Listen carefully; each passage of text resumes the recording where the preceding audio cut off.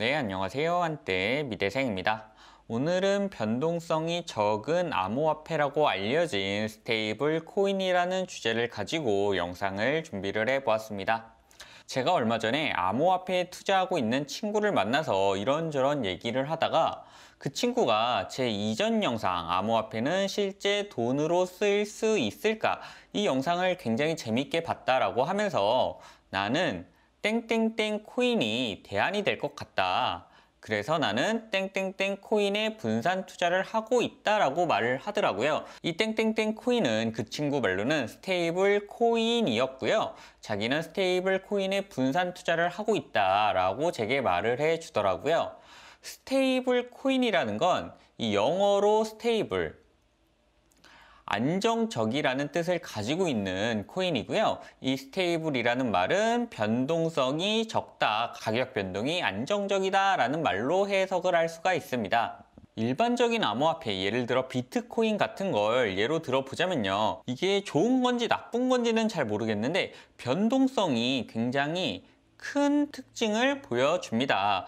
비트코인 같은 경우만 해도 높을 때는 현재가 대비 50%까지 올랐다가요. 떨어질 때는 또 20%까지 내려가는 이 변동폭이 굉장히 큰 모습을 확인하실 수가 있죠. 변동성이 심하게 되면 사람들은 이런 생각을 하게 됩니다. 화폐로 사용하기 힘들지 않을까라는 생각을 하게 되는데요. 예를 들어서 계란이라는 재화가 있을 때 이 계란이라는 재화가 오늘은 100원이지만 내일은 150원이고 모레는 80원이라고 한다면 이 변동폭 때문에 언제 재화를 사야 하는지 판단이 불가능하게 되고요. 이 판단이 불가능하면 화폐로서 기능을 하지 못할 거다. 이렇게 추측을 하는 거죠. 그래서 암호화폐의 가격 변동을 줄여보자. 이런 아이디어가 계속 나오고 있는데요. 어떻게 암호화폐의 변동폭을 줄일 거냐. 이 어떻게라는 방법론에는 총 3가지 접근법이 있습니다. 첫 번째로는 법정화폐, 대표적으로는 달러와 연동을 시키자라는 아이디어가 있고요. 두 번째로는 암호화폐끼리 가격을 연동해 보자라는 아이디어가 있습니다. 세 번째로는 수요와 공급을 조절해서 이 암호화폐의 가격 변동성을 한번 줄여보자라는 아이디어가 있는데요. 먼저 가격 연동, 법정화폐든 암호화폐든 가격 연동을 통해서 암호화폐의 변동성을 줄여보자라고 하는 입장에서는요. 1달러를 그냥 하나의 코인과 동일하게 취급을 해보자라는 아이디어가 있습니다. 대표적으로는 테더나 박소 스탠다드나 다이코인 등이 있는데요. 법정화폐와 가격 연동을 통해서 코인의 변동성을 줄이자는 아이디어는 대표적으로는 테더라는 것이 있습니다. 이 테더라는 코인은 그냥 달러랑 교환되는, 그렇기 때문에 이 가격 변동폭이 굉장히 적은 특징을 보여주고 있는데요. 자세히 보시면 테더의 가격은 1달러와 동일하다라는 표현이 써져 있죠. 다이라는 코인도 마찬가지로 1달러를 추정하고 있는데요. 약간의 방법론은 있지만 굉장히 가격이 변동이 적은 모습을 확인하실 수가 있습니다. 24시 최저가 최고가가 거의 동일한 모습을 보여주고 있고요. 다이의 가격도 1달러로 책정이 된 모습을 확인하실 수가 있죠. 특별하게 수요와 공급 조절을 통해서 암호화폐의 변동성을 줄이자, 이 아이디어가 가장 뜨거운 화두가 되고 있는데요. 이 수요와 공급을 조절함으로써 암호화폐의 변동성을 어떻게 유지를 할 수가 있느냐, 이건 이렇게 설명을 해 드릴 수가 있습니다. 예를 들어서 계란이 10개가 공급이 되는데 수요가 15개라면 가격은 어떻게 될까요? 조금만 생각을 해보면 계란 가격은 인상이 될 가능성이 굉장히 높다 라고 예측을 해 볼 수가 있겠죠. 그런데 여기서 한 발짝만 더 나가서 생각을 해 본다면요. 공급이 마찬가지로 10개인데 수요가 15개다 라고 했을 때 누군가 계란의 공급을 이렇게 5개를 추가를 해준다면 가격은 어떻게 될까요? 수요와 공급의 원칙에 따라서 동결이 될 가능성이 상당히 높아질 수밖에 없겠죠. 우리는 이런 모습을 굉장히 많이 보고 있는데요. 계란의 공급이 부족하다. 수요는 15개인데 공급은 10개라서 공급이 부족해질 때 누군가 5개를 더 추가로 공급하는 것, 이것을 대부분 실물 재화에서는 정부가 하고 있습니다. 특정 채소의 값이 올랐다라고 했을 때 추석을 맞이해서 정부가 비축한 채소를 대량으로 방출한다거나 특정 재화가 모자랄 경우에는 외국에서 급하게 수입을 해서 시장에 공급하는 이런 역할을 정부가 하게 되는 거죠. 이런 똑같은 일을 금융에서는 중앙은행들이 하게 되는데요. 일반적으로는 돈이 부족하면 금리를 내려서 돈을 많이 풀고 돈이 많으면 금리를 올려서 시중의 유동성을 중앙은행 쪽으로 흡수하는 정책들을 하게 되죠. 이런 수요와 공급의 원리가 왜 스테이블 코인과 연관이 있냐라고 제게 물어보신다면 코인도 똑같기 때문입니다. 코인도 수요와 공급에 의해서 가격이 결정되는데 코인 공급이 15개고 수요가 10개라고 한다면 가격은 당연히 떨어질 수밖에 없겠죠. 수요보다 공급이 훨씬 더 높기 때문입니다. 반대로 공급은 10개인데 수요는 15개라면 가격은 인상될 수밖에 없겠죠. 공급은 부족하고 수요는 더 많기 때문이죠. 그런데 여기서 누군가가 수요가 부족할 때는 수요를 추가로 공급을 해주고요. 또 누군가가 공급이 부족할 때는 공급을 추가로 해준다면 가격이 어떻게 될까 이런 생각을 한 번쯤 해보게 되는 겁니다. 예를 들어서 코인을 파려는 사람이 많을 때 그래서 가격이 떨어질 거라고 예상이 된다면 특정 알고리즘이 이 코인을 사준다면 가상의 인물이 팔려는 사람들의 코인을 사준다면 가격은 어떻게 될까? 코인을 사려는 사람이 많아서 가격이 올라갈 것 같다면 특정 알고리즘이 코인을 대신 팔아준다면 가격은 어떻게 될까? 이렇게 알고리즘이 공급과 수요에 관여를 하면 가격이 동결되지 않을까?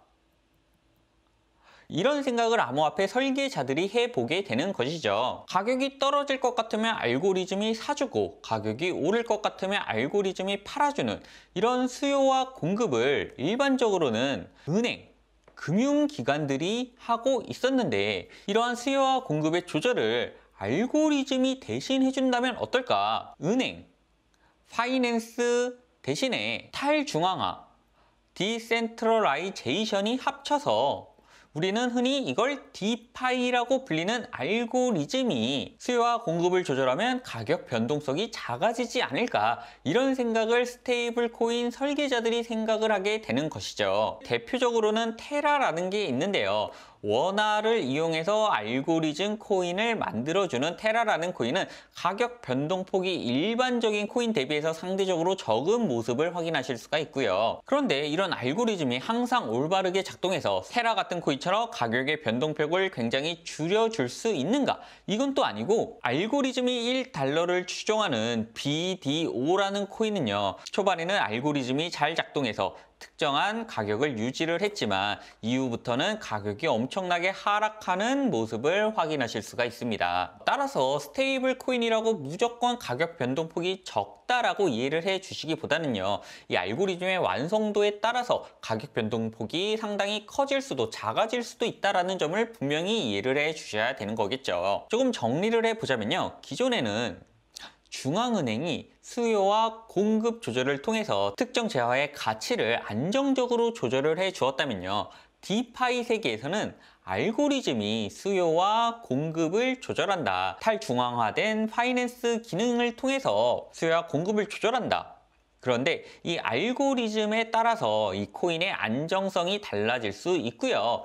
완성도에 따라서 수익률이 달라질 수도 있다라고 정리를 해볼 수가 있는 거죠. 스테이블 코인은 가격 변동폭이 적다라고 말씀을 드리면 투자자들은 이렇게 질문을 해볼 수가 있겠죠. 나는 코인을 가격 변동폭이 커지는 이런 시세 차익 때문에 투자를 하고 있는데 이 가격 변동폭이 적으면 코인을 왜 투자해야 되는 거냐? 왜 투자를 해야 되는지 난 정말 모르겠다. 그냥 달러를 갖고 있지 왜 코인에 투자하냐? 이런 생각을 해보실 수가 있을 겁니다. 이건 알고리즘이 수요와 공급을 조절하기 위해서 필수적으로 필요한 돈 때문에 발생을 하게 되는데요. 코인을 파려는 사람에겐 내가 가지고 있는 돈으로 코인을 구매해서 가격의 변동폭을 줄여야 되고요. 코인을 사려는 사람이 많을 때는 내가 가지고 있는 돈으로 미리 구매한 코인을 판매해서 코인을 사려는 사람에게 제공을 해야 되기 때문에 이 시드 머니가 굉장히 중요할 수밖에 없겠죠. 일반적인 스테이블 코인들은 이 돈을, 이 가장 중요한 돈을 투자자들에게 투자 받아서 마련을 하게 되는데요. 제가 간단하게 스테이블 코인의 수익 구조를 도식화해 보자면요. A, B, C, D라는 투자자들이 돈을 모아서 스테이블 코인에 투자를 하게 되면요. 스테이블 코인 설계자들은 이 돈을 받은 대가로 코인을 투자자들 A, B, C, D에게 발행을 해주게 되겠죠. 그리고 이 돈 중에 일부는 투자자들이 코인을 다시 가지고 왔을 때 환급해주는 용도로 일부 쌓아놓고요. 나머지 돈은 굴려서 자금을 운용해서 수익을 발생시키게 됩니다. 그러면 이 수익금을 가지고 무엇 하느냐? 스테이블 코인 설계자들은 다시 수익금을 배분한다. 다른 사람들에게 수익금을 배분해서 좀 높은 수익률을 보장해주는 코인들 같은 경우에는요. 10%에서 최대 많게는 20%까지 연수익률을 보장해준다. 그렇기 때문에 사람들이 스테이블 코인에 투자를 하게 되고 그 돈으로 알고리즘도 운영하면서 남는 돈으로는 자금 운용을 해서 수익을 내고 이 돈을 다시 투자자들에게 분배를 해준다. 이 구조가 스테이블 코인이 안정적인 가격을 유지를 하면서 수익을 내는 구조다라고 말씀을 드릴 수가 있습니다. 이런 알고리즘이